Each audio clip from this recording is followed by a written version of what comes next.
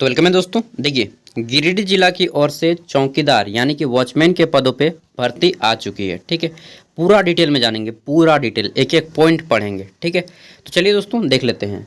यहाँ पे विज्ञापन संख्या है आपका जनवरी 2023। इसको याद रखिएगा, ये काम लगेगा आपका फॉर्म भरने में। ठीक है, जनवरी 2023 यानी कि 01/2023। चौकीदार संवर्ग नियुक्ति परीक्षा 2023, इसको इंग्लिश में वॉचमैन बोलते हैं। ठीक है, देखिए आवेदन प्राप्त करने की प्रारंभिक तिथि तो 16 अक्टूबर से आप फॉर्म को भर पाएंगे। ठीक है, और लास्ट डेट रहेगा फॉर्म को भरने का 16 नवंबर 2023। ठीक है, शाम के 5 बजे तक। एक महीने का पूरा टाइम मिलेगा आपको इस फॉर्म को भरने के लिए, अप्लाई करने के लिए। गिरिडीह जिला के अंतर्गत चौकीदार संवर्ग के पद पर सीधी भर्ती हेतु विज्ञापन। देखिए आगे बोल लेते हैं, पूरा पढ़ेंगे। ठीक है, तो चलिए देखते हैं। देखिए, माननीय उच्च न्यायालय यानी कि रांची हाई कोर्ट झारखंड रांची के द्वारा याचिका ये नंबर है। ठीक है, याचिका नंबर संलग्न चंपिया एवं अन्य बनाम झारखंड राज्य एवं अन्य में दिनांक 23/7/2018 को पारित आदेश तथा गृह कारा एवं आपदा प्रबंधन विभाग झारखंड रांची के अधिसूचना संख्या 2032 दिनांक 7/4/2015 द्वारा अधिसूचित झारखंड चौकीदार संवर्ग नियमावली। ठीक है, नियमावली कब की है? 2015 की। मैंने पहले ही बोल दिया कि डिटेल में बात करेंगे। गृह कारा एवं आपदा प्रबंधन विभाग झारखंड सरकार की अधिसूचना संख्या 4998 दिनांक 19/9/2019 सरकार के अपर सचिव गृह कारा एवं आपदा प्रबंधन विभाग झारखंड सरकार के पत्र संख्या इतना दिनांक 2019 एवं सरकार के अवर सचिव गृह कारा एवं आपदा प्रबंधन विभाग झारखंड सरकार के पत्र संख्या इतना और ये 2022 के द्वारा प्राप्त निर्देश। ठीक है, या निर्देश के अनुपालन में गिरिडीह जिला के अंतर्गत चौकीदार संवर्ग के पद पर सीधी भर्ती हेतु विहित प्रपत्र आवेदन आमंत्रित किए जाते हैं। ठीक है, अब देख लेते हैं रिक्त पदों की संख्या। तो देखिए यहाँ पे रिक्त पदों की संख्या दिया गया है। सबसे पहले है आपका ये सीरियल नंबर।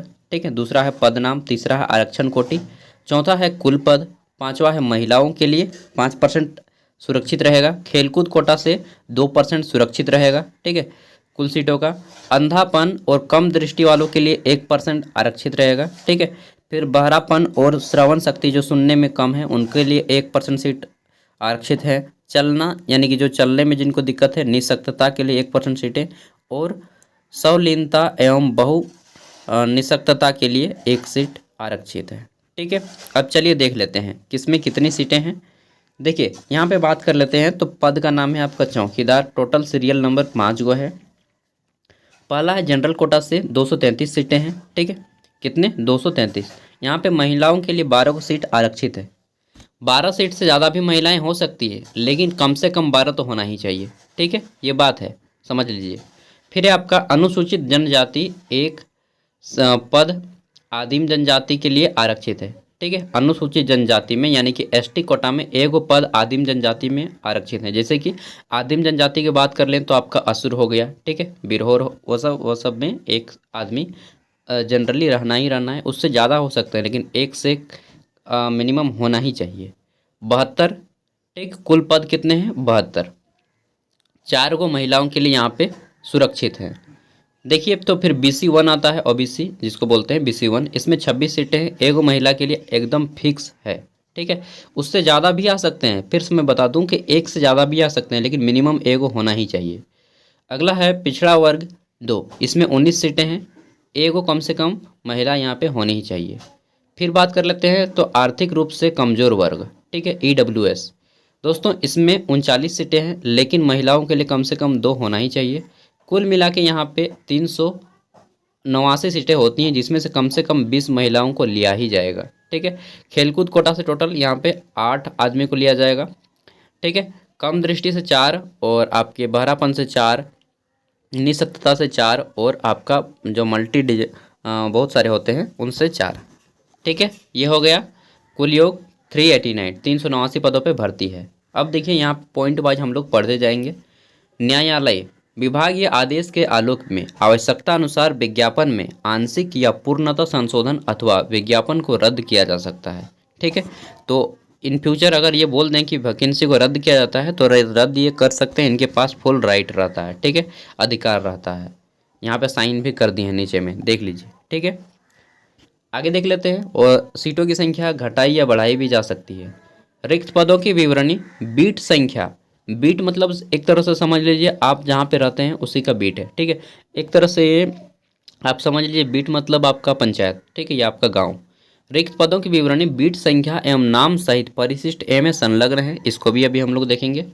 फिर बात कर लेते हैं तो आरक्षण। आरक्षण में बोला गया है कि कार्मिक जो आपका जो आरक्षण मिलेगा वह झारखंड सरकार के संकल्प संख्या 1617 और दिनांक 2023 के आधार पे दिया जाएगा और जिला स्तरीय आपका किया जाएगा। झारखंड सरकार के स्तर में नहीं, जिला स्तर पे, ठीक है। मुस्तफिल स्थापना के लिए लागू आदर्श आरक्षण है। अब देख लेते हैं तो क्षैतिज आरक्षण। यहाँ पे क्षैतिज आरक्षण में उन लोगों को दिया जाता है जो लोग खेलकूद से रिलेटेड होते हैं, ठीक है। तो खेलकूद से रिलेटेड देख लीजिए तो झारखंड ओलंपिक संघ अथवा उससे संबंध अगर ओलंपिक से हैं तो आप लोग देख लीजिएगा, क्योंकि इसमें लगभग ना के बराबर आदमी रहते हैं, इसलिए मैं इसको नहीं बताता हूँ। बाकी आप लोग हैं तो पढ़ लीजिएगा, ठीक है। चलिए हम लोग बात कर लेते हैं B1 में, अभ्यर्थियों हेतु तो स्थानीय निवासी प्रमाण पत्र। दोस्तों बोला गया है कि कार्मिक प्रशासनिक सुधार तथा राजभाषा विभाग झारखंड सरकार के पत्रांक संख्या 5752 दिनांक 19/7/2019 मतलब कि 19 जुलाई 2019 के अनुसार आवेदक को झारखंड राज्य का स्थानीय निवासी होना चाहिए। उक्त के अनुसार अंचल अधिकारी यानी कि CO लेवल का अथवा उच्च स्तर यानी कि कम से कम CO लेवल, उससे अगर उच्च स्तर का है आपका SDO लेवल का है, ठीक है, अनुमंडल पदाधिकारी का, तो और अच्छा है। निर्गत ऑनलाइन स्थानीय निवासी प्रमाण पत्र मान्य होगा। समझ गए। अब देख लेते हैं तो यहाँ पे झारखंड का आवेदक बोला है, अभी आगे भी देखिए पूरी डिटेल में जानेंगे, यह नहीं कि केवल झारखंड का है। आरक्षण का दावा करने वाले अभ्यर्थी हेतु जाति प्रमाण पत्र, तो ये आपका हो गया ना। देखिए 19/7 के अनुसार आवेदक को स्थानीय निवासी प्रमाण पत्र होना चाहिए। कब तक का आपका होना चाहिए तो ये भी जान लीजिए, ठीक है। और मैं कहूँगा कि इतना जो डेट दे दिया गया है इससे पहले आप अभी अप्लाई कर दीजिए तत्काल में, ठीक है। तत्काल में अप्लाई करेंगे तो दोस्तों 15 दिन के अंदर आपका एनी हाउ बन के आ जाएगा आवासीय जाति आय प्रमाण पत्र, ठीक है। तो आज ही आप लोग अप्लाई कर दीजिए, फॉर्म लाइए और आज ही आप लोग आवासीय जाति आय का फॉर्म भर के अप्लाई कर दीजिए। चलिए देख लेते हैं आगे। तो यहाँ पे जाति प्रमाण पत्र के बारे में बोला गया है कि 25 फरवरी 2019, ठीक है। कब डेट है 25 फरवरी 2019 या फिर आपका इसके बाद का है तो आप यहाँ पे फॉर्म को भर पाएंगे, लेकिन तत्काल बना लीजिए, मैंने बोल दिया है। कम से कम CO लेवल का होना ही चाहिए। आय प्रमाण पत्र यहाँ पे नहीं मांगा गया है, ठीक है। फिर भी आप लोग आवासीय जाति आय तीनों बनवा के रख लीजिए, क्या दिक्कत है। 200 रुपया में तीनों बन जाएगा। 50 रुपया फीस होता है, लेकिन वो कैफे वाले तो से ज़्यादा लेंगे। परीक्षा शुल्क दोस्तों 100 रुपया है, ठीक है। यहाँ पे परीक्षा शुल्क आपको परीक्षा लिया जाएगा उसके लिए 100 रुपये फी रखा गया है। परीक्षा शुल्क में छूट, तो झारखंड राज्य के अनुसूचित जनजाति यानी कि ST, ठीक है, के अभ्यर्थियों के लिए 50 रुपया लगेगा, ठीक है। और दिव्यांग अनुसूचित जनजाति SC यहाँ पे नहीं बोला है यार, अनुसूचित जनजाति के अभ्यर्थियों के लिए 50 रुपया एवं दिव्यांग जन तथा सभी वर्ग की महिलाओं हेतु परीक्षा शुल्क 0 है। तो यहाँ पे बोल दिया गया है कि अनुसूचित जनजाति, केवल अनुसूचित जाति नहीं लिखा है, ठीक है। ST वर्ग के लोगों को केवल और केवल 50 रुपया लगेगा। बाकी दिव्यांग, फिजिकल हैंडीकैप और सभी वर्ग की महिलाएं, चाहे आप जनरल हो, OBC हो, ST हो, SC हो, इन सभी को कोई भी फीस नहीं लगेगा, ठीक है। परीक्षा शुल्क बैंक ड्राफ्ट के द्वारा उपायुक्त गिरिडीह के पद नाम से आपका जो है भुगतान होगा, ठीक है। पदनाम से गिरिडीह में भुगतान होगा। परीक्षा शुल्क अप्रतिदेय यानी कि नॉन रिफंडेबल होगा, आपको घुमाया नहीं जाएगा। जैसे रेलवे एग्जाम होने के बाद पैसा घुमा देता है ना, यहाँ पे नहीं घुमाया जाएगा। आप जो डिमांड ड्राफ्ट बनवाइएगा बैंक में जाकर के, डिमांड ड्राफ्ट बनाने के लिए आपको चेकबुक चाहिए। चेकबुक जिसका भी हो, आपका दोस्त का, किसी का, ठीक है, तो पेरेंट्स का, उनसे डिमांड ड्राफ्ट बनवा लीजिएगा। किसके नाम से, तो उपायुक्त गिरिडीह, ठीक है, यानी कि deputy commissioner Giridih, DC Giridih, ठीक है। उपायुक्त का हिंदी होता है डिप्टी कमिश्नर गिरिडीह। इसके नाम से आप लोग बनाइएगा डिमांड ड्राफ्ट। 100 रुपये का जनरल, OBC कैंडिडेट और SC कैंडिडेट, और ST कैंडिडेट 50 रुपये का, ठीक है। आगे देख लेते हैं। और महिला को यहाँ पे डिमांड ड्राफ्ट नहीं लगेगा, 5वां पॉइंट है न्यूनतम शैक्षणिक योग्यता। तो बोला गया है दोस्तों, चौकीदार के पद पर नियुक्ति हेतु न्यूनतम शैक्षणिक योग्यता झारखंड सरकार के शिक्षण संस्थान से 10वीं कक्षा उत्तीर्ण हो। कितने कक्षा?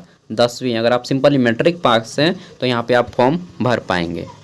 आगे देख लेते हैं। तो आपको चरित्र प्रमाण पत्र लगेगा, यानी कि कैरेक्टर सर्टिफिकेट जिसको बोलते हैं, इसको आचरण प्रमाण पत्र भी बोलते हैं। अभ्यर्थियों का चरित्र अच्छा हो एवं आपराधिक इतिहास नहीं हो। चरित्र के जांच उनके नियुक्ति के पूर्व नियुक्ति प्राधिकार द्वारा कराई जाएगी। देखिए इसमें क्या है, जैसे कि मैं एक बार मुझे पुलिस में पकड़ के ले गया था, लेकिन मेरे नाम से वहाँ पे कोई केस फाइल वगैरह नहीं किया था, बस उन्होंने ले गए पुलिस गाड़ी में बैठा के और वहाँ पे तुरंत फिर एप्लीकेशन लिखवा के हमको छोड़ दिया। ठीक है, तो अगर आपके साथ भी ऐसा हुआ है तो आपको फॉर्म भर सकते हैं। लेकिन अगर आप 24 घंटे या उससे ज़्यादा जेल में बिता चुके हैं, ठीक है, मैंने तो जेल घुसा भी नहीं था, बाहर से ही मेरा हवा टाइट हो गया था। ना टाइट किया यार, गलती नहीं की थी, फिर भी पकड़ लिया तो क्या बताएं। चलिए, तो वो एक अलग किस्सा था, बताऊंगा। यहाँ पे अगर आप जेल में 24 घंटा या उससे ज़्यादा समय बिता चुके हैं, ठीक है, तो आपको जो है यहाँ पे फॉर्म नहीं भरना है, क्योंकि ऐसे कंडीशन में आपको नहीं लिया जाएगा। ठीक है, फिर भी आप भर सकते हैं, लेकिन बहुत ज़्यादा फेंचाई होगा यहाँ पे। ठीक है, तो आपको कैरेक्टर प्रमाण पत्र बनाना है। ठीक, कैरेक्टर प्रमाण पत्र कहाँ से मिलेगा? यह आपको आपके पुलिस स्टेशन से मिल जाएगा।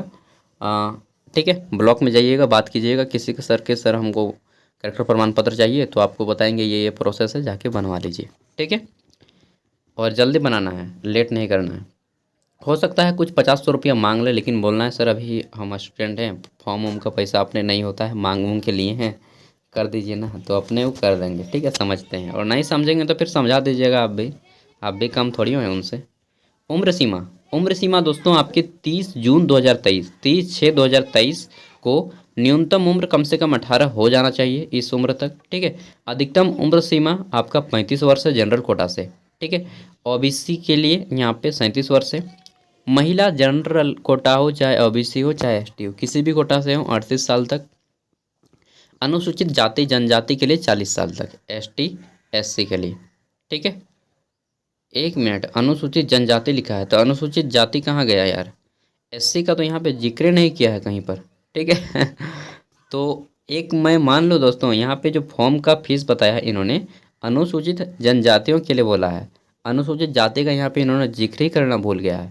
मुझे लगता है, जहाँ तक मेरा अनुमान है, एससी को भी 85 रुपये फ़ी देना पड़ेगा। ठीक है, एससी कैंडिडेट को भी 85 रुपया फ़ी देना पड़ेगा, क्योंकि यहाँ पे इन्होंने डिटेल में जिक्र नहीं किया है। आपके सामने मैं एक एक वर्ड पढ़ रहा हूँ। ठीक है, आगे देख लेते हैं। तो अनुसूचित जनजाति पुरुष महिला 40 वर्ष, ये हो गया।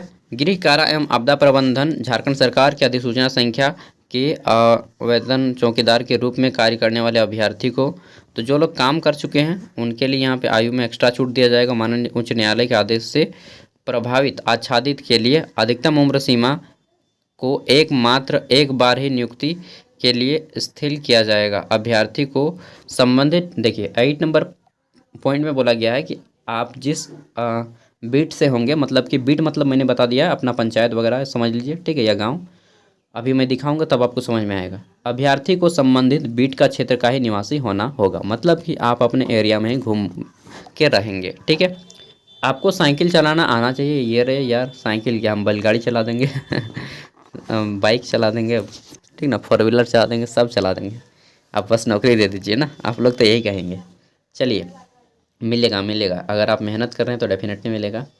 देखिए नियुक्ति की प्रक्रिया क्या है, तो दोस्तों सिलेक्शन प्रोसेस है 10वें नंबर पॉइंट में बताया गया है कि लिखित परीक्षा होगा। आपका सबसे फर्स्ट लिखित परीक्षा होगा। अब भागने दौड़ने वाला सिस्टम गया, पहले परीक्षा लिखिए, उसके बाद भाग दौड़ कीजिए। ठीक है, सर्वप्रथम अभ्यर्थी की लिखित परीक्षा 50 अंकों की ली जाएगी। ठीक है, लिखित परीक्षा में जिला से संबंधित, आपके जिला से संबंधित, गिरिडीह जिला से संबंधित सामान्य ज्ञान एवं स्थानीय भाषा से, ठीक है, गिरिडीह जिला का जीके रहेगा और आपका लैंग्वेज रहेगा, गिरिडीह जिला का भाषा रहेगा, स्थानीय भाषा से संबंधित प्रश्न पूछे जाएंगे। ठीक है, लिखित परीक्षा में न्यूनतम 30% अंक प्राप्त करना अनिवार्य होगा। ठीक है, फिर बोला गया है कि सफल उम्मीदवारों की सूची 1:3 की संख्या में तैयार की जाएगी। अब मैं यहाँ पे आपको थोड़ा सा समझाता हूँ। देखिए 30% बोला है, 50 मार्क्स का एग्जाम होगा। इसमें आपका गिरिडीह जिले का जीके होगा। ठीक है, प्लस में क्या रहेगा, इसमें रहेगा आपका लैंग्वेज, यहाँ पे गिरिडीह जिला में जो भी लैंग्वेज चलता है, जैसे कि खोरठा हो गया, हिंदी हो गया, ठीक है, और भी जितने भी लैंग्वेज हैं, तो उन सब लैंग्वेज को यहाँ पे लिया जाएगा। और इसमें आपको 50 में से कम 30%, 50 का 30% हो जाएगा आपका 20 नंबर। तो 20 नंबर कम से कम लाना ही होगा, ठीक है। और जो हाईएस्ट रैंक होंगे उन्हीं को लिया जाएगा। यहाँ पे तो बोल दिया केवल 30% पासिंग है, लेकिन हाईएस्ट रैंक वालों को लिया जाएगा। 300, जैसे यहाँ पे 389 सीटें हैं, इसको 3 से गुना कर दीजिए, यानी कि आपका 9 8 9 27 के 7 हाथ में 2, और 8 8 24 25 26 के 6 हाथ में 2, 3 3 9 2 11, इतने कैंडिडेट को सेलेक्ट किया जाएगा दौड़ के लिए, ठीक है। इतना ही, ना तो इससे कम ना ही इससे ज़्यादा। अगर मेरा कैलकुलेशन सही है तो मतलब जितनी सीटें हैं उसका 3 गुना सीट लोगों को दौड़ के लिए बुलाया जाएगा। तो आपको दौड़ का प्रैक्टिस अभी नहीं करना है, दौड़ बहुत ईजी रहेगा आपका, पहले एग्ज़ाम क्वालिफाई कीजिए, ठीक है। देखिए शारीरिक माप की बात कर लेते हैं। तो अभ्यर्थियों का न्यूनतम शारीरिक माप निम्नलिखित होगा। न्यूनतम शारीरिक माप वाले अभ्यर्थी ही चौकीदार संवर्ग नियमावली 2015 के नियम 7 के 4 के अधीन निर्धारित शारीरिक जांच के लिए योग्य होंगे। तो देखिए शारीरिक योग्यता आपकी क्या है। सामान्य श्रेणी के लिए 160 सेंटीमीटर रहेगा, ठीक है। जनरल कोटा के लिए आपकी हाइट 160 सेंटीमीटर, पुरुष उम्मीदवार के लिए भी मैं बता रहा हूँ। पिछड़ा वर्ग के लिए 160 सेंटीमीटर, अनुसूचित जनजाति के लिए यहाँ पे 155, अनुसूचित जाति का नहीं दिया है ना, जनजाति एसटी के लिए 155, और एससी के लिए भी 155 रहेगा दोस्तों, ठीक है। और फी भी एससी कैंडिडेट को कितना देना है, 50 रुपया देना है। ये लोग भूल गए हैं देने के लिए।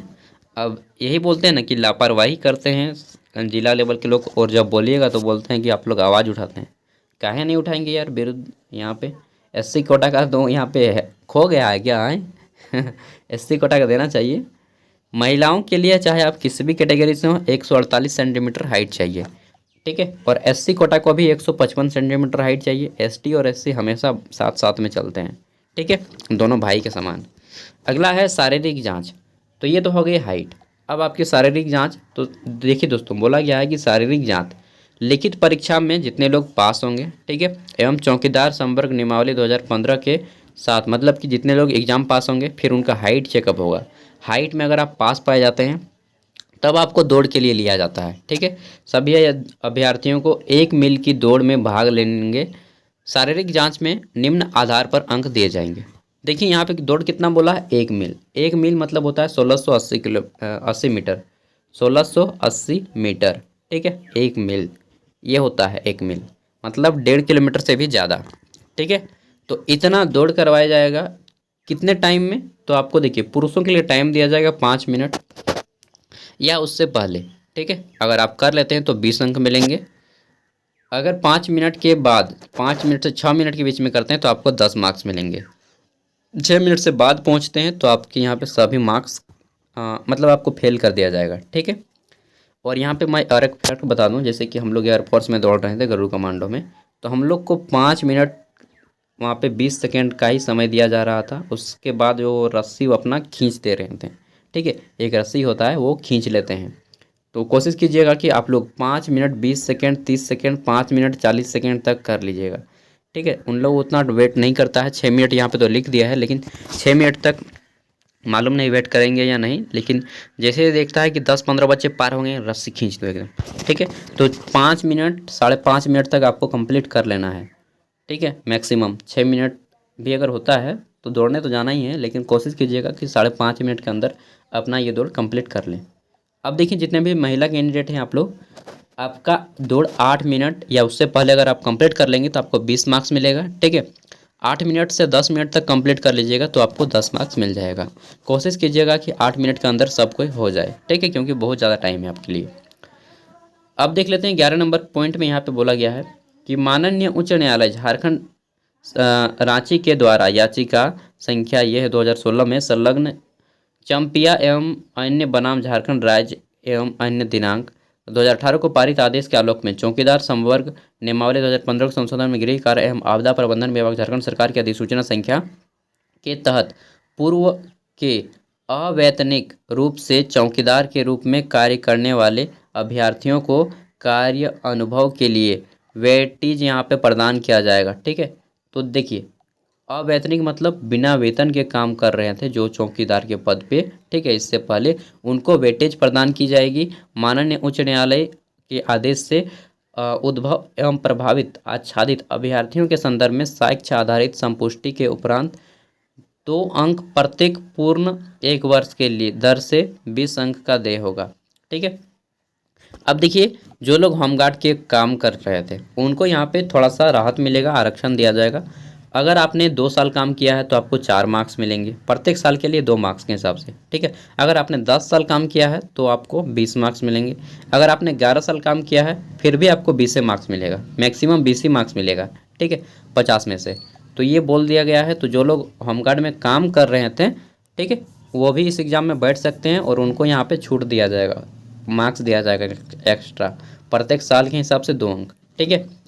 मेगा सूची, अब मेरिट लिस्ट कैसे बनेगा? सबसे पहले तो आपका एग्ज़ाम हो गया, ठीक है, हाइट भी नापा गया, दौड़ भी हो गया। अब क्या होगा? आपका लिखित परीक्षा में प्राप्त अंक, शारीरिक जांच में प्राप्त अंक, ठीक है, और कार्य अनुभव, जो लोग होमगार्ड में थे उनका एक्सपीरियंस, ठीक है, के योग के आधार पर कोटिवार रिक्त पदों पर संख्या के अनुसार मेघा सूची तैयार की जाएगी। तो इन सभी को दोस्तों जोड़ा जाएगा। ठीक है। क्या क्या जोड़ा जाएगा? लिखित परीक्षा, फिर आपका हाइट, ठीक है, फिर आपका दौड़, ठीक, और जो लोग होमगार्ड थे उनका कार्य अनुभव, इन सभी को जोड़ने के बाद आपका मेरिट लिस्ट बनाया जाएगा। ठीक है। अब देखिए यहाँ पे है चिकित्सा परीक्षण। तो नियुक्ति के पूर्व सफल चयनित अभ्यर्थी के स्वास्थ्य की जांच की जाएगी, यानी कि मेडिकल टेस्ट कराया जाएगा इन सब के बाद। ठीक है। और सरकारी सेवक के रूप में अपने कर्तव्यों के निर्वहन हेतु आवश्यक शारीरिक एवं मानसिक स्वास्थ्य मापदंड के आधार पर अभ्यर्थियों को योग्य पाने जाने पर ही नियुक्त किया जाएगा। ठीक है। तो बहुत से लोगों का क्या होता है कि टेस्टिस वगैरह जो सूजन आ जाता है, समझ रहे हैं ना? हाँ। तो मैं ज़्यादा डिटेल में नहीं बात करूँगा। तो उनको क्या करना है? अपना चेकअप करवा लेना है। ठीक है। क्योंकि यहाँ पे मेडिकल टेस्ट होगा और जनरली जो आपका पुरुष कैंडिडेट होते हैं, मेल कैंडिडेट, उनको प्रॉब्लम होती है। परिवीक्षा, देखिए परिवीक्षा में अब क्या होगा, इसको बोलते हैं प्रोबेशन पीरियड। ठीक है। चौकीदार के पद पर बहाली परिवीक्षा आधार पर की जाएगी। परिवीक्षा की अवधि 2 वर्ष की होगी। दोस्तों आपको 2 वर्ष के प्रोबेशन टाइम पे रखा जाएगा। प्रोबेशन मतलब एक तरह से समझ लीजिए आपका ट्रेनिंग टाइम है। ठीक है, ट्रेनिंग। अगर किसी चौकीदार की सेवा परिवीक्षा की अवधि में संतोषजनक नहीं पाई जाती है, ठीक है, तो परिवीक्षा की अवधि 1 वर्ष के लिए बढ़ा दी जाएगी। ठीक है। अगर आप ट्रेनिंग में मान लीजिए 2 साल तक अच्छा परफॉर्म नहीं करते हैं तो आपको 3 साल ट्रेनिंग करना होगा। वर्धित अवधि के दरमियान भी अगर आप अच्छे से काम नहीं करते हैं तो आपकी सेवा समाप्त कर दी जाएगी। ठीक है। ट्रेनिंग में आपको 3 साल के बाद भी अगर आप एग्ज़ाम को पास वगैरह नहीं कर लेते हैं सभी ट्रेनिंग को, तो आपको फेल कर दिया जाएगा और निकाल दिया जाएगा कि जाओ बेटा तुमसे ना हो पाएगा। अब चलिए यहाँ पे हम लोग देख लेते हैं सैलरी। तो यही है जिसके लिए हम सब मेहनत करते हैं ना। तो देखिए दोस्तों, सैलरी आपको 5200 से 2000 20,200 आपका रहेगा। ठीक है। वेतन 1800। तो देखिए, आप लोग में से बहुत से लोग समझ जाएंगे कि ये आपका सैलरी है। नहीं दोस्तों, ये आपका ग्रेड पे है। ठीक है। ग्रेड पे होता है आपका महंगाई भत्ता। ठीक है। और यहाँ पे ग्रेड पे कितना है आपका, सॉरी ग्रेड पे बोल रहा हूँ, महंगाई भत्ता 1800 ग्रेड पे। ठीक है। देखिए, 7वें पे कमीशन के अकॉर्डिंग आपका जो है ग्रेड लेवल 1 में सबसे जो फर्स्ट सैलरी होता है लेवल 1, वह होता है 1800 ग्रेड पे का। ठीक है। 1800 ग्रेड का, सॉरी ग्रेड पे बोल रहा हूँ यार, बार बार मेरा दिमाग, 1800 ग्रेड। ठीक है। तो इसमें क्या होता है कि 1800 ग्रेड में सैलरी दिया जाता है आपका कितना, इसमें दिया जाता है 18,000 बेसिक सैलरी होता है, से लेकर के 56,000 तक जाता है। ठीक है। बात को ध्यान से समझिएगा, 18,000 से शुरू होता है से लेकर के 56,000 तक जाएगा। एसएससी में जो एमटीएस का पोस्ट होता है, ठीक है, इनका भी सैलरी इतना ही होता है, उतना आपको भी सैलरी मिलेगा। और सब इसके साथ क्या क्या फैसिलिटीज़ मिलते हैं वो मैं बता देता हूँ। बेसिक सैलरी रहेगा आपका 18,000। ठीक है। कितना, 18,000, प्लस में आपका 1800 ग्रेड पे रहेगा, 1800 ग्रेड। ठीक है। उसके बाद आपका डीए रहेगा, इसका कितना, तो 48%। 48% कितना होगा, 50% मानते हैं नहीं यार, डायरेक्ट 9,000। ठीक है। 48% यहाँ पे रहेगा आपका, 48% होता है ना, चलो इसके आसपास रहेगा, मैं बता देता हूँ, 18 9 27, और फिर एचआरए रहेगा, हाउस रेंट अलाउंसेस, ठीक है। तो उसमें सब मिला के आपका लगभग सैलरी यहाँ पे स्टार्टिंग सैलरी मान लीजिए 27 से 30 हज़ार के बीच में बन जाता है। कितना? 27 से 30 हज़ार के बीच में स्टार्टिंग सैलरी बन जाता है, ठीक है। समझना है बात को, ऐसा नहीं कि अंदाजे अरे यार यही तो सैलरी है 20 हज़ार रुपया। नहीं दोस्त, ये सैलरी नहीं है, ठीक है। समझ गए बात को? हाँ, अब आप आइए। तो आवेदन करने की प्रक्रिया क्या है? देखिए, चौकीदार नियुक्ति से संबंधित योग्यता सह अर्हता रखने वाले अभ्यर्थी विहित प्रपत्र में आवेदन पत्र के साथ निम्न दस्तावेज की स्व अभिप्रमाणित प्रति अनिवार्य रूप से संलग्न करेंगे। अब देखिए आपको क्या क्या लगेगा इस फॉर्म को भरने के लिए, ठीक है। तो पहला है शैक्षणिक अंक प्रमाण पत्र, शैक्षणिक अंक पत्र प्रमाण पत्र, ठीक है। शैक्षणिक अंक पत्र या प्रमाण पत्र मतलब कि आपका मार्कशीट लगेगा, ठीक है। 10th का मार्कशीट हो गया। फिर बात कर लेते हैं, तो आपको यहाँ पे सक्षम प्राधिकार द्वारा निर्गत अद्यतन निवासी प्रमाण पत्र, निवासी प्रमाण पत्र रहेगा, स्थान निवासी प्रमाण पत्र जिसको डोमिसाइल भी बोलते हैं और रेसिडेंटल सर्टिफिकेट भी बोलते हैं इंग्लिश में, ठीक है। फिर आपको लगेगा यहाँ पे कास्ट सर्टिफिकेट यानी कि जाति प्रमाण पत्र, ठीक। नेक्स्ट है आपका जन्म तिथि से संबंधित शैक्षणिक प्रमाण पत्र रहेगा, ठीक है। एकदम समझ गए, जन्म तिथि से संबंधित शैक्षणिक प्रमाण पत्र रहेगा, मतलब कि आपका 10th का मार्कशीट ही इसमें काम चल जाएगा। 10th का एडमिट कार्ड और मार्कशीट दोनों दे दीजिएगा, ठीक है। जन्म प्रमाण पत्र के रूप में सरकार के द्वारा बोला गया है कि 10वीं का मार्कशीट जन्म प्रमाण पत्र के बराबर ही होता है, ठीक है, या एडमिट कार्ड। समझ गए बात को? तो 10वीं का मार्कशीट ही आपका यहाँ पे काम कर जाएगा। 10वीं का एक मूल प्रमाण पत्र होता है, ठीक है। तो मूल प्रमाण पत्र आप लोग बहुत से लोग नहीं समझते हैं। देखिए, जब आपने बोर्ड एग्जाम पास किया, सपोज दैट मैंने बोर्ड 2017 में पास किया था, ठीक है। उसके एक साल बाद 2018 में एक मूल प्रमाण पत्र आता है, जो कि बहुत से लोग जानते भी नहीं और निकालते भी नहीं हैं। अगर आपने मूल प्रमाण पत्र नहीं निकाला है और बोर्ड दिए हुए आपका एक साल से ज़्यादा हो चुका है, तो आप जाइए अपने हाई स्कूल में या फिर जहाँ पर भी पढ़ते थे वहाँ पे जाइए और मांगिए कि सर मेरा मूल प्रमाण पत्र दीजिए, मेरा रोल नंबर संख्या इतना है। आप अपना मार्कशीट लेके जाएंगे, आपको मूल प्रमाण पत्र मिल जाएगा, ठीक है। तो यहाँ पे अपना मूल प्रमाण पत्र देना है, फिर 10th का मार्कशीट देना है, आवासीय प्रमाण पत्र देना है, जाति प्रमाण पत्र देना है, ठीक है। सब अभिप्रमाणित अद्यतन 4 पासपोर्ट साइज के फ़ोटो। देखिए इसमें क्या है आपका, तो 4 को फोटो लगेगा। और सब अभिप्रमाणित मतलब होता है दोस्तों मैंने प्रमाणित किया हुआ है, और प्रमाणित करने के लिए इस तरह से फ़ोटो पे साइन करना होता है। जैसे मेरा नाम है सागर साहू, तो मैं इस तरह से फ़ोटो पे साइन करूँगा और सागर साहू लिख दूँगा फ़ोटो के ऊपर, ठीक है। फ़ोटो के ऊपर इस तरह से साइन करना है आपको चारों फ़ोटो पे, ठीक है। चारों फोटो भी इस तरह से साइन करना है, ब्लू पेन से कीजिएगा। ये हो गया आपका सब अभिप्रमाणित 4 पासपोर्ट साइज के फ़ोटो, 4 गो। अगला है अभ्यर्थी लिफाफा के ऊपर विज्ञापन संख्या, आवेदित पद का नाम, बीट संख्या, ठीक है। अभी मैं आपको बताऊंगा, विज्ञापन संख्या तो बता दिया है 1/2023। आवेदित पद का नाम लिखिएगा चौकीदार, फिर बीट संख्या लिखिएगा, ठीक है। अभी बीट संख्या दिखाऊंगा। ग्राम का नाम, संबंधित पंचायत का नाम, अंचल का नाम एवं थाना का नाम, ठीक है, अवश्य अंकित करेंगे। फिर बोला गया है कि परीक्षा की तिथि दैनिक स्थानीय समाचार पत्रों के माध्यम से अलग से प्रकाशित की जाएगी, ये चीज़ बोल दिया गया है, ठीक है।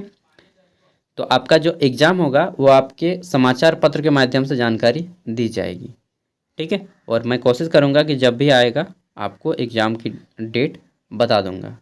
आगे देख लेते हैं। तो बोला गया है कि आवेदन भेजने का पता, इस पता को नोट कर लीजिएगा।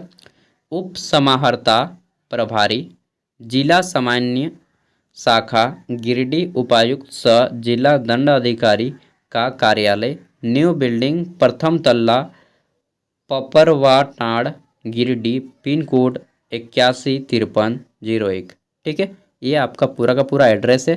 प्रेषक करके जब आप एड्रेस भेजिएगा वो इस एड्रेस पे जाएगा, ठीक है। आपका फॉर्म कैसे भरना है, यहाँ पे देखिए। सबसे पहले लिफाफा लीजिएगा, यहाँ पे लिखिएगा आवेदित पद का नाम, सबसे पहले ऊपर में सबसे ऊपर में विज्ञापन संख्या, फिर आवेदित पद का नाम, ठीक है। फिर लिखिएगा बीट संख्या, ये 3 गो रहेगा। फिर यहाँ पे आपका इधर एड्रेस रहेगा, प्रेषक कीजिएगा, और इधर रहेगा इसका एड्रेस ये वाला, ठीक है। ये वाला एड्रेस रहेगा इधर इस साइड में, समझ गए, इधर आपका एड्रेस रहेगा। और ये आपको स्पीड पोस्ट करना है। अब देखिए बोला गया है कि अन्य किसी कार्यालय में जमा करेंगे तो आपका फॉर्म यहाँ पे रिजेक्ट कर दिया जाएगा। फॉर्म भरने की अंतिम तिथि 16 नवंबर 2023। ठीक है, अपराह्न 7 बजे तक लिफाफा में निम्नलिखित स्पीड पोस्ट के माध्यम से उपायुक्त इस एड्रेस पे पहुंच जाना चाहिए। नहीं पहुंचेगा तो आपका फॉर्म नहीं लिया जाएगा। अब देखिए इन्होंने 16 नवंबर लास्ट डेट रखा है, लेकिन अगर आप स्पीड पोस्ट करेंगे तो आपका कम से कम 1 दिन तो लगेगा ही लगेगा, 1 से 2 दिन। ठीक है, तो आप लोग कोशिश कीजिएगा कि 16 तारीख को अगर आपका लास्ट डेट है तो यहाँ पे 10 तारीख या 14 तारीख लास्ट डेट। ठीक है, 14 नवंबर के बाद अगर आप फॉर्म भर रहे हैं तो हो सकता है मे भी आपका रिजेक्ट हो जाए, क्योंकि वह टाइम पे नहीं पहुंचेगा। तो 14 तारीख तक समझ लीजिए कि आपको फॉर्म भर देना है एनी हाउ। वैसे तो जब स्टार्ट हो जाएगा उस तक ही आपको भेज देना है। देखिए बोला गया है कि विज्ञापन से संबंधित विवरण जिला के वेबसाइट पे देखा जा सकता है, जो कि मैंने आपको यही वेबसाइट का नोटिफिकेशन है। ठीक है, जो मैं आपको दे रहा हूँ, वीडियो का डिस्क्रिप्शन में मिल जाएगा, आप लोग वहाँ से डाउनलोड कर सकते हैं। ये रहा पूरा का पूरा डिटेल। अब देखिए यहाँ पे आपका बीट का नाम दिया गया है। ठीक है, तो देखिए बोला गया है कि परिशिष्ट ए है यह, इसमें गिरिडीह जिला के अंतर्गत चौकीदार संवर्ग के पद पर सीधी नियुक्ति हेतु अंचलवार यानी कि आपका प्रखंड, ठीक है, रिक्त पदों की विवरणी है। अब देखिए यहाँ पे आपका अंचल का नाम रहेगा। सबसे पहले यहाँ पे क्रम संख्या है, सीरियल नंबर, फिर है अंचल क्रम संख्या। ठीक है, नेक्स्ट है अंचल का नाम, नेक्स्ट है आपका थाना का नाम। ठीक है, फिर यहाँ पे रिक्त बीट की संख्या। तो ये रहेगा आपका यहाँ पे बीट जो बोला गया है ना, बीट की संख्या। 1 मिनट यहाँ पे मैं दिखा दूँ, जहाँ पे फॉर्म पे बोला गया है कि आपका आवेदित पद पे बीट संख्या, ये जो बीट संख्या बोला गया है, ये बीट संख्या आप लोग यहाँ से निकालिएगा। देखिए ये आपका यहाँ पे आ गया बीट संख्या। देखिए ये आपका बीट संख्या है। ठीक है, बीट संख्या यहाँ पे देख लीजिएगा 1:1। ये आपका बीट संख्या 1:6। ठीक है, सॉरी अनुपात बोल रहा हूँ, 1/या/6। ठीक है, इस तरह से अपना इधर देखिएगा रिक्त बीटों की संख्या, रिक्त बीट में पंचायत का नाम, ये अपना इधर पंचायत देख लीजिएगा, ये आपका पंचायत का नाम रहेगा। ठीक है, ये आपका गांव का नाम रहेगा। इतने गांव यहाँ पे आएंगे एक बीट में, समझ गए। तो ये पंचायत जनरली होता है बीट, समझ लीजिए। ठीक है, एक बीट में बहुत सारे पंचायत गाँवों को रखा जाता है, छोटे छोटे गाँवों को रखा जाता है, और अगर बड़ा गांव है तो एक ही गो में आ जाएगा, समझ गए। तो ये आपका बीट नंबर में ये चीज़ डालना है, जैसे कि बीट नंबर यहाँ पे लिख दीजिएगा, जैसे मैं दिखा देता हूँ। ठीक है, ये लिखिएगा बीट संख्या, बीट संख्या और डैश देके आपका ये 1/6, ये हो गया आपका बीट नंबर, समझ गए। तो आपने यहाँ से गांव निकालना है अपना, जो भी आपका बीट नंबर है, और उन सबको लिखना है। तो ये देखिए यहाँ पे आपका अंचल का भी नाम दिया गया है, जैसे कि अंचल गाँवा। ठीक है, अंचल पहला क्या है, गाँवा। दूसरा देख लेते हैं, तो यहाँ पे आता है हमारा अंचल दूसरा, तीसरी। ठीक है, तीसरी अंचल नंबर 2 पे है। तीसरा देख लेंगे तो हमारा अंचल कहाँ गया यार, तीसरी में बहुत ज़्यादा है ना, ये 1 मिनट, हम लोगों ने एक अंचल को स्किप कर दिया। देखिए देवरी अंचल है आपका तीसरे नंबर पे। ठीक है, चौथे नंबर पे देख लेते हैं, तो आपका चौथे नंबर पे है यहाँ पे जमुआ। ठीक है, जमुआ अंचल है। नेक्स्ट देख लेंगे तो हमारा 5वें नंबर पे कौन आएगा, 5वें नंबर पे कौन सा अंचल है, तो ये है धनवार अंचल। ठीक है, सभी अंचल को यहाँ पे इंक्लूड किया होगा। फिर है आपका बिरनी अंचल। ठीक है, नेक्स्ट देख लेते हैं, तो बिरनी के बाद आता है हमारा यहाँ पे सरिया अंचल। ठीक है, नेक्स्ट है आपका बगोदर अंचल, और ये जनरली एक शहर के रूप में काउंट किया जाता है बगोदर को। ठीक है, नेक्स्ट है आपका डुमरी अंचल, ये भी आपका एक शहर के रूप में काउंट किया जाता है डुमरी को। नेक्स्ट है आपका पीरटांड़ अंचल, ये आपका गांव है। ठीक है, तो जनरली मैं तो मेरा नानी घर था तो मैं तो इसे घूमते रहता था। चलिए देख लेते हैं। फिर है आपका गांडे अंचल, नाम तो गाली जैसा है यार नेक्स्ट देख लेते हैं, तो यहाँ पे है आपका बेंगाबाद अंचल। ठीक है, 12 नंबर पे। नेक्स्ट आ जाते हैं तो 13 नंबर पे आपका गिरिडीह अंचल, ये भी आपका शहरी क्षेत्र में आएगा। इसमें कोई रिलेटेड नहीं कि गांव से हैं या शहर से। ठीक है, तो ये आपका यहाँ पे कंप्लीट होता है। ठीक है दोस्तों, अब हम लोग फॉर्म को देख लेते हैं। तो यहाँ पे आता है आपका फॉर्मेट, इसको डाउनलोड करना है। डाउनलोड किसको करना है, तो ये आपका पेज नंबर 30, उसके बाद ये 31 और ये आपका पेज नंबर 32, 3 को पेज आपको डाउनलोड करना है। ठीक है, 3 गो पेज प्रिंट आउट करवाना है। इसका PDF का लिंक मैं वीडियो का डिस्क्रिप्शन में दे रहा हूँ। क्या क्या भरना है और एक बार मैं बता दूँ अच्छे से, ठीक है। इतना लंबा जब वीडियो आपने देख ही लिया है तो देखिए, चौकीदार पद पर नियुक्ति हेतु आवेदन पत्र का प्रारूप है यह आपका। आवेदन की अंतिम तिथि यहाँ पे दे दिया गया है। सब अभिप्रमाणित फ़ोटो, रंगीन फ़ोटो यहाँ पे अपना डालिएगा और साइन कर लीजिएगा, ठीक है। यहाँ पे अंचल का नाम लिखिएगा, ठीक। फिर का नाम अंचल, अंचल, ठीक। फिर आपका थाना का नाम। अंचल और थाना जनरली सबका सेम ही होता है। थाना का क्रम संख्या, ठीक है, अपना क्रम संख्या। तो ये आपका थाना का क्रम संख्या मिल जाता है वहीं पे आपका क्या बोलते हैं उसमें आवासीय प्रमाण पत्र अगर आप CO लेवल का बनाते हैं। चाहे आप लोग गूगल से भी खोल सकते हैं, चाहे आप किसी से भी पूछ सकते हैं, जैसे कि सबका क्रमांक होता है। मैं तो दूसरे डिस्ट्रिक्ट से हूँ, बोकारो डिस्ट्रिक्ट से हूँ, नहीं तो बता देता मेरा, ठीक है। फिर आपको यहाँ पे ये हो गया अंचल का क्रम संख्या। फिर आवेदित बीट की संख्या, तो वो बीट की संख्या लिख देना जैसे जैसे ऐसा ऐसा, ठीक है। जो भी आपका बीट देख लीजिएगा। आवेदित बीट में ग्राम का नाम, तो आपका जो भी गांव है वो यहाँ पे गांव का नाम भर दीजिएगा। फिर पंचायत का नाम भरिएगा, ठीक है। अब देखिए यहाँ पे अब बोला गया है कि हिंदी में अभ्यर्थी का नाम हिंदी में लिखना है अपना, ठीक है। और यहाँ पे लिखिएगा इस लाइन के ऊपर लिखिएगा, इस लाइन के, ठीक है। ये जो आपका लाइन है इसी लाइन के ऊपर लिखिएगा। नेक्स्ट है आपका अंग्रेजी के बड़े अक्षरों में लिखना है आपका नाम कैपिटल लेटर में। नेक्स्ट है यहाँ पे आपके पिता का नाम लिखना है हिंदी में, ठीक है। नेक्स्ट है अंग्रेजी में लिखना है आपके फादर का नाम अंग्रेजी के बड़े अक्षरों में कैपिटल लेटर में। जन्म तिथि डालना है अंकों में, ठीक है। अंकों में जन्म तिथि, इतना माह, इतना साल, इतना वर्ष, ठीक है। तो इतना साल, इतना माह, इतना वर्ष कैसे निकालिएगा, तो ये निकालना पड़ेगा आपको, थोड़ा सा मैथ जानना पड़ेगा, नहीं तो कैलकुलेटर से भी निकाल सकते हैं। पूरा डेट दीजिएगा आज का, ठीक है।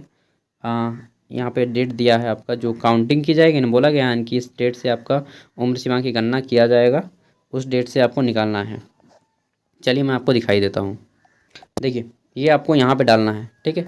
जैसे कि ये आपका उम्र कितना साल हो रहा है, कितना माह और कितना दिन हो रहा है, ये आपको यहाँ पे डालना है। यहाँ पे आपको डेट ऑफ बर्थ डालना है, ठीक है। जैसे सपोज दैट किसी कोई जन्मा है 2001 में, ठीक है, तो यहाँ पे 1 डालिएगा, यहाँ पे फिर 1 डालिएगा, फिर यहाँ पे 2001, ठीक है। ये हो गया आपका दिन, माह और वर्ष। अब यहाँ पे क्या लिखिएगा, 1/1/2001 है तो यहाँ पे जनवरी लिख दीजिएगा, ठीक है। वर्ष 2001 रहेगा यहाँ पे। सपोज दैट मैं बता रहा हूँ यहाँ पे आपका दिन, तो जो भी दिन है, आप सोमवार को हैं तो सोमवार लिख दीजिएगा, मंगल है तो मंगलवार लिख दीजिएगा, ठीक है। ये आपको लिखना है। फिर आपको यहाँ पे शब्दों में लिखना है। 1 मिनट यार, अंकों में, सॉरी, वो आपका यहीं ऐसा ही भरा जाएगा, 1/1/2001, हाँ ऐसा ही भराएगा क्योंकि यहाँ पे अंकों में बोला गया है। अब आपको यहाँ पे शब्दों में लिखना है, ठीक है। शब्दों में कैसा लिखिएगा, तो सॉरी सोमवार मंगलवार मत लिखिएगा, यहाँ पे आपको लिखना है शब्दों में 1 जनवरी, ठीक है, 1 जनवरी 2001, 2001, ठीक है। इस तरह से लिखना है आपको शब्दों में, समझ गए। सोमवार मंगलवार नहीं लिखना है, सॉरी मैंने गलती बोला, ठीक है। आगे देख लेते हैं। तो आपको 30 जून 2023 के आधार पे आपको उम्र सीमा निकालनी है। आप कितने साल के हो चुके हैं, कितने महीने के हो चुके हैं, कितने दिन के हो चुके हैं, ठीक है। तो यहाँ पे इसको निकालने के लिए 30/6/2023 यहाँ पे लिखिएगा, ठीक है। और आपको अपना डेट ऑफ बर्थ लिखना है, जैसे कि 1/1/2001 किसी का है। अब इसको माइनस कर दीजिए, ठीक है, आपका आ जाएगा, ठीक है। ये हो गया। आगे देख लेते हैं। तो फिर आपको यहाँ पे अपना अभ्यर्थी का बोला गया है कि पता बताना है, अभ्यर्थी का अस्थाई पता पिन कोड के साथ, ठीक है। तो यहाँ पे क्या क्या लिखिएगा, ग्राम, फिर पोस्ट, कॉमा दे देके ग्राम दीजिएगा, फिर पोस्ट दीजिएगा, फिर कॉमा, फिर आपका थाना का नाम, ठीक है, फिर आपका जिला, फिर पिन कोड, ठीक है, कॉमा दे देके। और पत्राचार का पता मतलब कि आपका वर्तमान पता सेम टू सेम भराएगा। राष्ट्रीयता में यहाँ पे भारतीय लिखिएगा 6 नंबर पॉइंट में। 7 नंबर पे मोबाइल नंबर दे दीजिएगा अपना। 8 नंबर में ईमेल आईडी दे दीजिएगा, ठीक है, जो भी है आपका। और ईमेल आईडी सब स्मॉल लेटर में होता है। आवेदित पद का नाम तो चौकीदार लिख दीजिएगा। फिर आवेदक के शरीर पर अस्थाई दो पहचान, तो किसी का नाक में तिल, किसी का गाल में तिल, किसी का हाथ में तिल, तिल होता है ना जनरली, वो सब दे दीजिएगा। अगर कहीं पे जले का निशान है, कहीं पे कोई साइनिंग है जैसा, जैसे कि मेरा एक गले पे जले हुए का निशान है, ठीक है, बचपन में आग तापते हुए जल गया था। उसके बाद मेरे यार नाक पे तिल है, तो मैं यहाँ पे लिख दूंगा नाक पर तिल, गले पे जले का निशान। इस तरह से आप लोग दे दीजिएगा, ठीक है। 11 नंबर पे यहाँ पे मैट्रिक्स समकक्ष देना है, तो मैट्रिक्स एवं समकक्ष, तो समकक्ष जैसे कि समकक्ष में क्या डालिएगा, समकक्ष उनके लिए होता है जो लोग मैट्रिक नहीं किया है, जैसे कि कोई लोग ITI किया है 8वीं से, ठीक है, 8वीं तक के पढ़ा है, उसके बाद ITI कर लिया है, तो ये मैट्रिक के समकक्ष माना जाएगा। तो चलिए आगे देख लेते हैं। ये हो गया मैट्रिक के समकक्ष, और जो लोग मैट्रिक किए हैं, ठीक है, यार थोड़ा सा चिवड़ा खा लिया, ठीक है, तो जो लोग मैट्रिक पास किए हैं वो यहाँ पे बोर्ड का नाम लिखिएगा, यहाँ पे लिख दीजिएगा जैक रांची। जो लोग जैक बोर्ड से पास किए हैं तो आपको डायरेक्ट लिखना है जैक रांची, ठीक है, रांची, इस तरह से लिखना है। जैक को इंग्लिश में लिखिएगा JSC कैपिटल में, ठीक है, चाहे झारखंड बोर्ड लिख दीजिएगा, जैक रांची चाहे झारखंड बोर्ड, जो आपको अच्छा लगे। उत्तीर्ण वर्ष, कब आपने मैट्रिक पास किया था उसको देना है, कितने प्राप्तांक आए थे आपको, ठीक है, जैसे कि मेरे 384 मार्क्स आए हैं 500 में, तो ये मैं यहाँ पे लिख दूँगा। प्राप्तांक का प्रतिशत क्या है, तो मेरा प्राप्तांक होता है 76.08%, सॉरी 80%, तो यहाँ पे आपको इस तरह से लिख देना है और प्रतिशत का साइन भी दे देना है। आगे देख लेते हैं। तो बोला गया है कि अभ्यर्थी की कोटि कृपया लिखें, तो आप किस कैटेगरी में आते हैं, जनरल, BC1 BC2, ठीक है, या अत्यंत पिछड़ा वर्ग, या अनुसूचित जनजाति चाहे SC, यहाँ पे आपको दे देना है।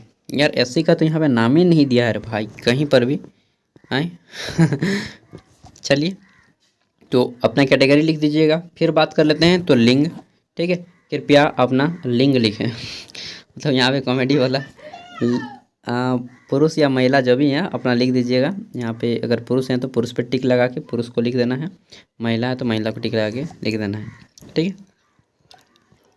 जेंडर वर्ड अच्छा है यार, ये वर्ड अच्छा नहीं लगता ना। अगला है, यदि दिव्यांग हो तो निःशक्तता का प्रतिशत, दिव्यांग हो तो निःशक्तता का प्रतिशत, अगर आपका प्रतिशत 40 है तब दीजिएगा, या उससे कम है तो फिर जनरली सबका 40 से होता है, ठीक है, तो यहाँ पे 40% लिख दीजिएगा, क्योंकि 40% होता है ना तो व्यक्ति को सभी सरकारी चीज़ों का लाभ मिलता है। अंधापन, कम दृष्टि अगर हैं तो टिक लगाएंगे, श्रवण शक्ति में कम है तो टिक लगाएंगे, चलन शक्ति में सेरेब्रम प्लाप्सी, चलन शक्ति निःशक्तता, सेरेब्रम मतलब समझते हैं मस्तिष्क वाला, ठीक है, दिमाग वाला, ब्रेन वाला, तो अगर आपका है तो ठीक है और नहीं है तो नहीं, ये सब छोड़ देना है, ठीक है। आगे देख लेते हैं। तो हमारा 15 नंबर पे आता है, यदि खिलाड़ी हो तो प्रमाण पत्र देना पड़ेगा आपको, स्पोर्ट पर्सन है तो प्रमाण पत्र संख्या, तिथि और उपलब्धि, ठीक है। आवासीय प्रमाण पत्र संख्या यहाँ पे डालना है और निर्गत तिथि डालनी है। आपको आवासीय प्रमाण पत्र संख्या देखना आता है, हैं नहीं आता है, चलिए सिखा देते हैं, और बहुत से लोगों को आता भी होगा, बहुत से को नहीं आता होगा, चलिए हम बताते हैं। जाति प्रमाण पत्र संख्या, निर्गत प्रमाण पत्र, ठीक है। अब मैं आपको ये अभी दिखा दूंगा वीडियो को एंड होते होते। फिर है आपका परीक्षा शुल्क एवं बैंक ड्राफ्ट संख्या, ठीक है, तो यहाँ पे परीक्षा शुल्क, बैंक ड्राफ्ट संख्या, इसमें आपको ड्राफ्ट संख्या बताना है, बैंक ड्राफ्ट संख्या, ठीक है, वहाँ पे लिखा होगा डिमांड ड्राफ्ट में, डेट बता देना है, यहाँ पे बैंक का नाम बताना है, ठीक है, बैंक ऑफ इंडिया जनरली कराते हैं लोग, जो भी स्टेट बैंक ऑफ इंडिया, ठीक है, बैंक का नाम देना है। फिर राशि आपको 50 रुपया दिए हैं या 100 रुपया दिए हैं। महिलाओं के लिए ये 18 नंबर पॉइंट नहीं भराएगा, ठीक है।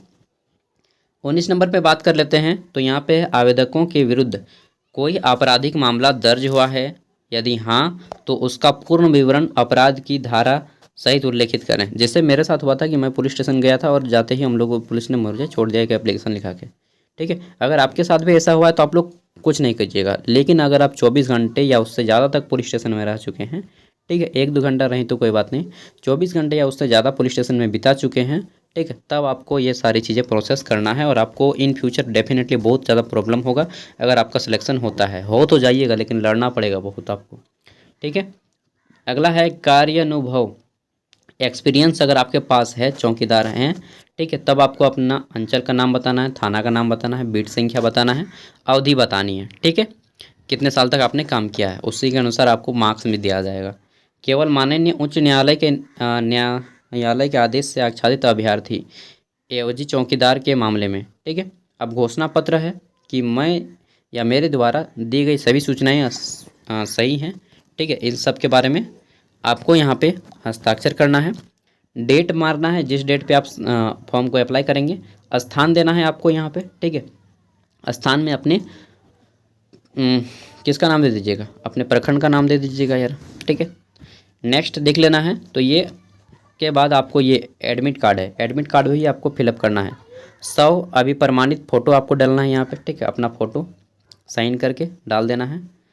आवेदित पद का नाम भरना है, चौकीदार। आवेदक का नाम भरना है हिंदी के अक्षरों में, पिता का नाम भरना है हिंदी के अक्षरों में, ठीक है। और जो लोग शादीशुदा महिला हैं वो अपने पति का नाम भरिएगा, पिता को काट दीजिएगा इस तरह से लाइन देके, ठीक है। लाइन देके एगो इस तरह से काट दीजिएगा पिता को, और जो लड़का होगा तो पति को काट दीजिएगा और पिता को लिख दीजिएगा, ठीक है। पिता को रहने दीजिएगा। अगला है पत्राचार का पता पिन कोड के साथ, ठीक है। वही सब कुछ डालना है। पत्राचार का पता मतलब आपका कॉरस्पॉन्डेंस एड्रेस, मतलब कि वर्तमान पता। यहाँ पे आपको कुछ भी नहीं करना है, ये आपका ऑफिस के द्वारा भरा जाएगा, ठीक है। इसके साथ अब क्या करना है, ये सारी चीज़ें तो हो गई, ठीक है। अब मैं आपको जाति प्रमाण पत्र वाला दिखा देता हूँ। देखिए ये मेरा था, मैंने 2018 को बनवाया था। ये काम तो देगा ही नहीं क्योंकि 2018 का है, ठीक है। तो डेट तो मैंने बता ही दिया है। देखिए आप लोग क्या कीजिएगा, यहाँ पे देखिए आपका सर्टिफिकेट नंबर है, इस सर्टिफिकेट नंबर को नोट कर लेना है, ठीक है।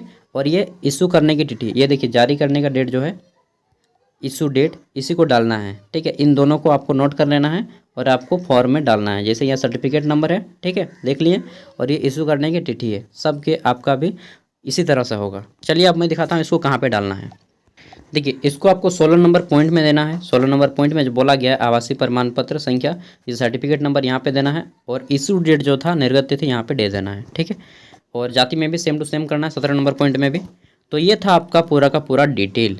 इसके साथ ही आपका एक रहता है कि जो लोग शादीशुदा महिलाएं हैं, जैसे कि शादीशुदा होकर चले गए हैं, तो आपने जहाँ पे आपका ससुराल है, ठीक है, उस एड्रेस को दीजिएगा। उस एड्रेस को आपका परमानेंट एड्रेस भी दे सकते हैं और प्रेजेंट एड्रेस भी दे सकते हैं। लेकिन अगर आप चाहें तो जो आपका पत्राचार का पता है, जनरली आप जहाँ पे रहते हैं वहाँ पे दीजिएगा। अगर आप अभी मायके पे रहते हैं तो मायके में दीजिएगा, और इन फ्यूचर 3-4 महीना तक है अगर आप मायके में रहना चाहते हैं तो मायके का ही दीजिएगा, ठीक है। नहीं तो फिर अगर आपका जब एडमिट कराएगा तो आपके मायके पहुँच जाएगा, ठीक है। और मैं तो कहूँगा आपका ससुराल का ही दीजिएगा, बाकी जहाँ आप रहते हैं वहीं पे दीजिए, ठीक है। तो दोस्तों मेरे पास जितने भी इन्फॉर्मेशन थी मैंने आपको कम्प्लीटली प्रोवाइड कर दिया है, ठीक है। और इसी तरह से अगर आपको इन फ्यूचर जानना चाहिए अपडेट तो आप हमें चैनल को सब्सक्राइब करें। देखिए मैं अभी आपके सामने नहीं आ रहा हूँ फेस उतना, क्योंकि देखिए ये जो रूम बनाया मैंने, ठीक है, तो यहाँ पे चूँकि साउंड वगैरह बहुत आता था इसलिए थोड़ा सा इधर आ गए हैं। इसको प्लास्टर करना है यार, उसके बाद ही अब आपके सामने फेस टू फेस मिल पाऊँगा, ठीक है। अभी मैं फेस से उतना बात नहीं कर पाता हूँ। चलिए कोई बात नहीं, मिलते हैं अगली वीडियो में। देखिए मैंने जितना भी जानकारी था मेरे पास आपको प्रोवाइड किया है। डिमांड ड्राफ्ट एक प्रॉब्लम आएगी, हर में चीज़ में एक फॉर्म में प्रॉब्लम होती ही है, ठीक है।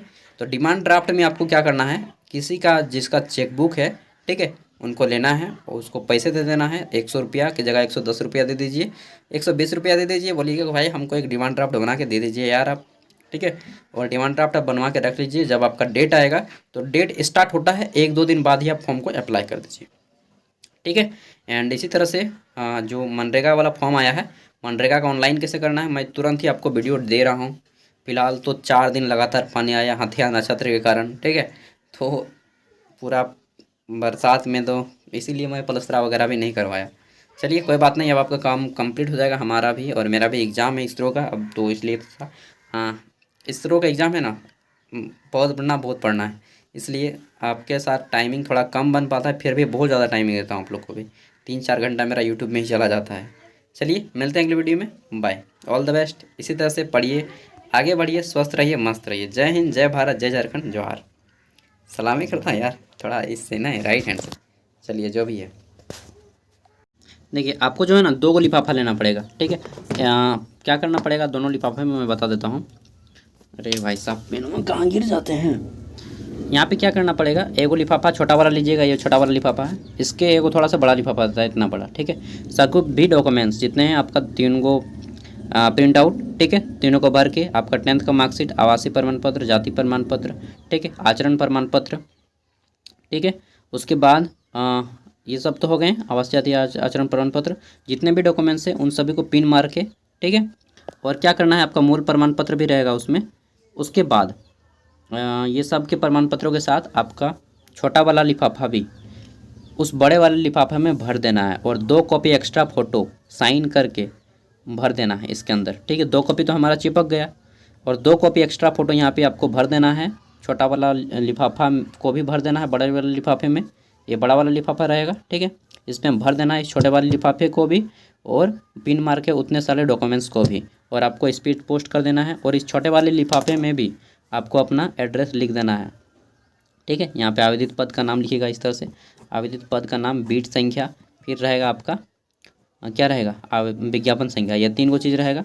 यहाँ पे आपका इधर एड्रेस रहेगा, ऐसा साइन मार दीजिएगा, ऐसा, फिर ऐसा कर दीजिएगा, ठीक है, पूरा लिख दीजिएगा, और इधर उनका एड्रेस रहेगा जो उन्होंने बताया था। समझ गए। ये वाला बड़े वाले लिफाफे में, छोटे वाले लिफाफे में खाली आपका एड्रेस रहेगा, ठीक है। और नहीं तो मैं एक वीडियो बना दूंगा। वैसे अगर आपने सिविल कोड का वीडियो देखा है, ठीक है, झारखंड सिविल कोड का फॉर्म कैसे बने, तो उसमें मैंने जो बताया तरीका वो कर लीजिए। बस उसमें आपका लग रहा था डाक टिकट, इसमें डाक टिकट नहीं लगेगा, ठीक है, केवल स्पीड पोस्ट कराना रहेगा। डाक टिकट नहीं लगेगा, स्पीड पोस्ट का कुछ पैसा आएगा, 30-40 रुपया जो भी आएगा उसको कर लीजिएगा। थैंक यू, मिलते हैं अगली वीडियो में। और अब भी कुछ डाउट है मन में, डेफिनेटली होगा कुछ तो कमेंट करिएगा, हम आपको आंसर करेंगे।